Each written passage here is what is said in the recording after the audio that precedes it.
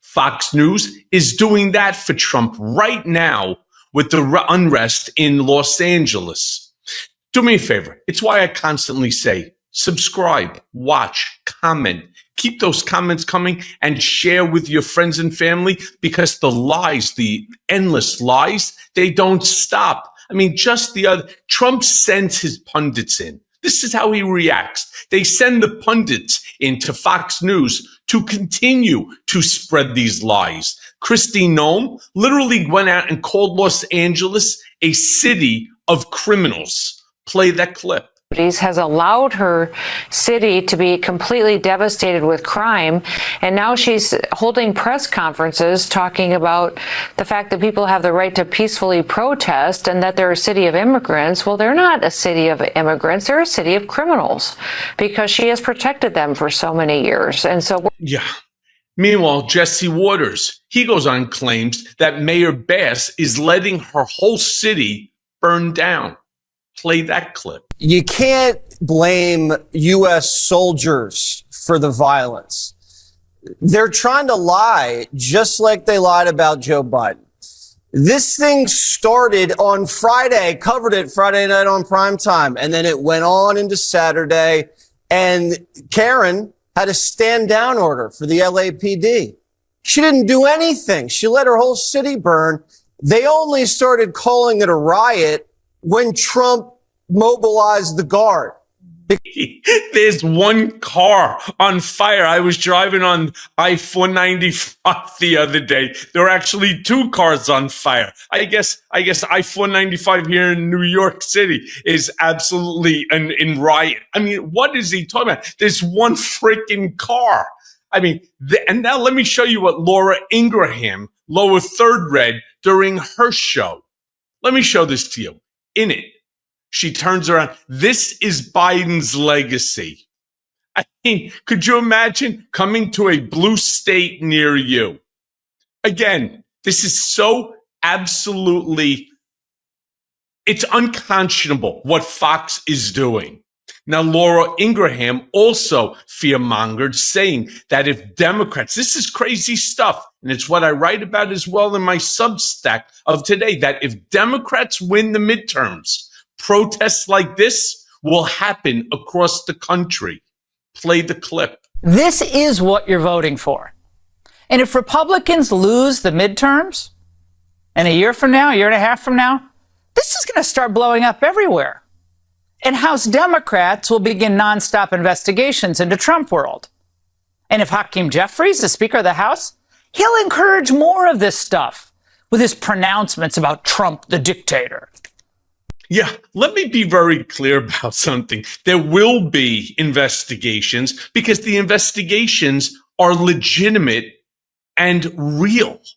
You know, I want you to remember, and I wrote this in my Substack, this is the same guy who cleared Lafayette Square with tear gas and rubber bullets so that he could wave a Bible around like a prop in front of a church. Understand, Trump always used power performatively, not responsibly. But now, right now in the second term, with the Department of Justice gutted, the courts packed, and a GOP Congress that's licking his boots like it's happy hour at Mar-a-Lago, there is nothing performative about this. This is real. It is escalating, and it is being tested on American soil against American citizens. But you know what's really worse that Laura Ingraham doesn't talk about? What's worse is the silence. Where the Republicans who used to scream about federal overreach? Where are the don't tread on me patriots? You know where they are? They traded in their yellow flags for red ones, bright, crimson, and soaked in hypocrisy. Now, let me also say this, that Laura also made a tone-deaf comment about the protesters. Play that clip. And many of you are asking, a lot of you came up to me over the weekend, who has time to protest? Aren't these people working? Yeah. Who has time? I don't know, maybe the same people that showed up on January 6th to smash into our Capitol and to try to hang Mike Pence? I guess it's maybe only Democrats, right? Or these migrants that appear not to be working. AG Pam Bondi, she also went on Fox. Listen, that's what they do. And I know this firsthand. They call everybody out. Let's go, go, go, go. Hit the airwaves, hit the airwaves. And of course, Fox News is willing to run this bullshit like it's like it is the most significant thing and accept the lies. That's the worst part. So Pam Bondi goes on Fox News talking about how LA looks like a third world country. Play the clip. Sean, what we're going to do is we are going to enforce the law regardless of what they do. Look at it out there. It looks like a third world country, and it's not. It's the United States of America. We are not standing for it. Donald Trump won't stand for it. And Wait, so you're talking about a group of people walking in the street, and then you have the military walking behind them, and that looks like a third world country to you? Maybe you need to get out of DC and jump on an airplane and go take a look what a real third world dictatorship looks like. Bondi also said people who spit on police officers will be criminally charged. Play that clip. you spit on a federal law enforcement officer, no more. As President Trump said, you spit, we hit. Get ready. If you spit on a federal law enforcement officer, we are going to charge you with a crime federally. You are looking at up to 5 years maximum in prison. Yeah. And what about the people? What about the people who hit police officers with metal bats, with hit them in the face with bear spray, or turn around and try to break their skulls using the fencing on January 6th? Seriously? Meanwhile, while Kristi Noem was on Fox, she then went and spoke about how proud she is of ICE officials. Play that clip. These people are patriots. These ICE officers are people who are fighting for their country, and I'm so proud of them. They've acted with dignity. They've acted with grace under stressful situations. And when they've been disrespected, they've responded appropriately under the law to make sure that they were treating every single individual the same and making sure that due process was followed and that they were doing their jobs. So, can somebody please tell me, what planet is this lady living in? What world? What television is she watching? They're not. Let me be also crystal clear, as somebody who saw this happen on a daily basis. What they are all doing is talking Trump's talking points. That's it. That went out. They tell everybody, go hit the airwaves. Boom. This is what you're going to hear.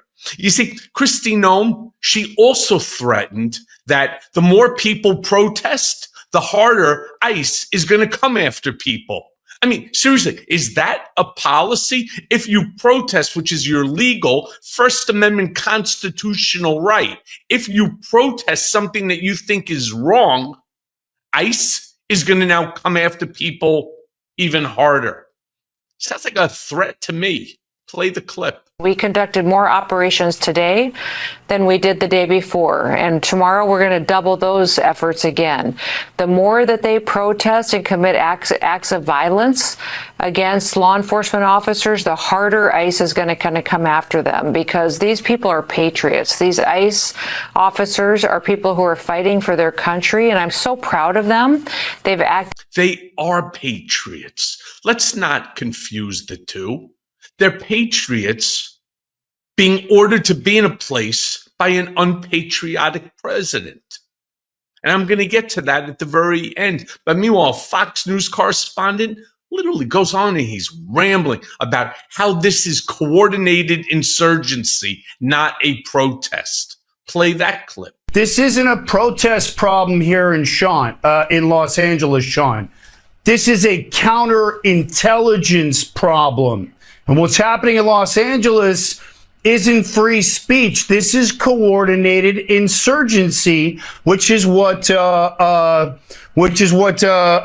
everybody understands, and what Nicole just alluded to. We've got political backed money digital organizing on platforms, masked agitators who are flooding the streets right now again with the Palestine flags, every other flag but the American flags, and politicians who are quietly standing behind this all. You just spoke to Newsom. No one's doing a thing. Bass isn't doing a thing. And so this has nothing to do with immigration.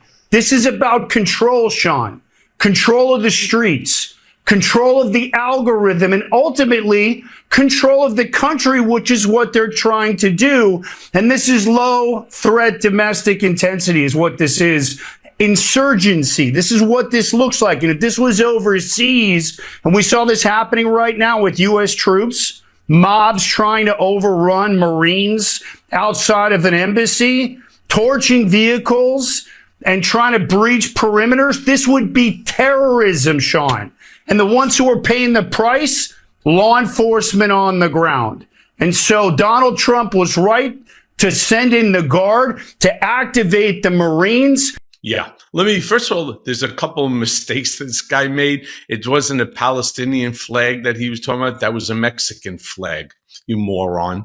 Next, let me tell you, the 4 vehicles that were set on fire, we don't even know what caused those fires. For all you know, it was some of the flash grenades ending up going underneath cars. Or how about the officer that actually shot the Australian female journalist in the thigh simply because, I don't know, he just decided to point his weapon and shoot her with a rubber bullet?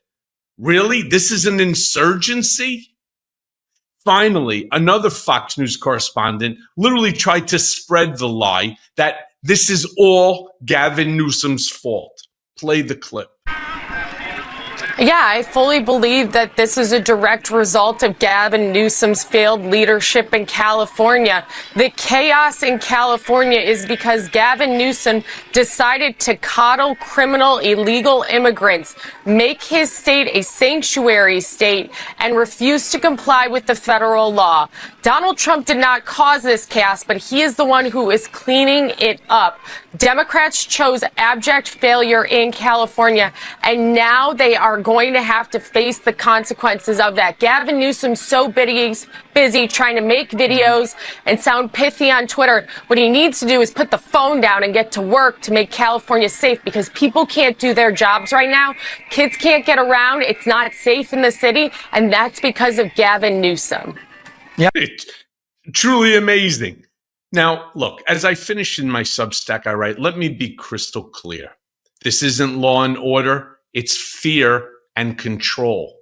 This is what happens when a failed reality star is handed the nuclear codes and decides that he wants to play dictator. Trump is not restoring peace. He's rehearsing repression. And it's only the beginning.